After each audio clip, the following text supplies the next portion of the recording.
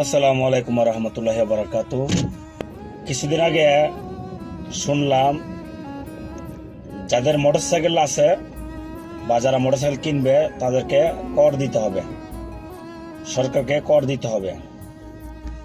একটি সাইকেল কেনার সময় ট্যাক্স প্রদান করতে হয়, কেনার পরে সেটা চালানোর জন্য লাইসেন্সের প্রয়োজন হয়, ওইখানে ট্যাক্স আছে।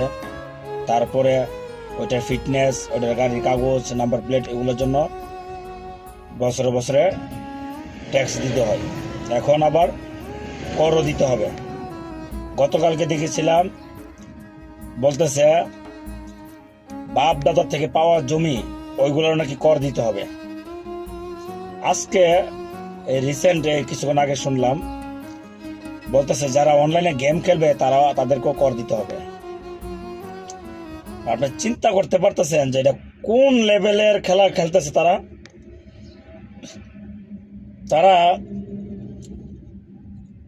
মনে করতেছে, অথবা তারা চিন্তা করতেছে বা তারা বুঝতে পারছে যে আওয়ামী লীগ সরকার গত 16-17 বছরে যেই পরিমাণ শক্তি অর্জন করছিল টিকে থাকার জন্য, হিউজ পরিমাণ শক্তি থাকার সত্ত্বেও তারা টিকতে পারে না এই দেশে। এখন বর্তমান তাদের আশঙ্কা হচ্ছে যে এত শক্তি অর্জন করার পরেও যে দলটি টিকতে পারলো না, শেষ মুহূর্তে পালিয়ে যেতে হইল।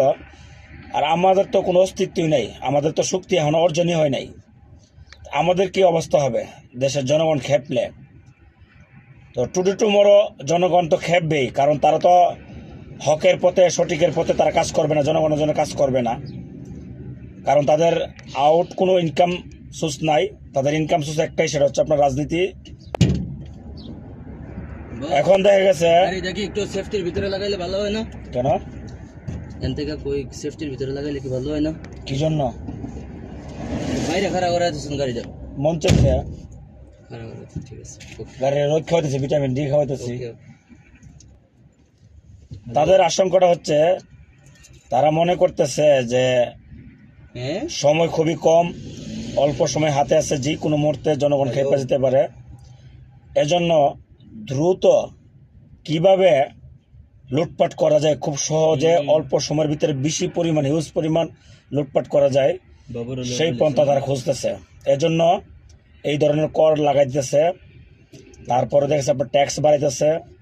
তারপরে রিসেন্টলি হয়তো আপনারা শুনছেন একটা হাস্যকর বিষয়, দ্বিতীয় পদ্মা সেতু নাকি তারা প্রকল্প করার নাকি চিন্তা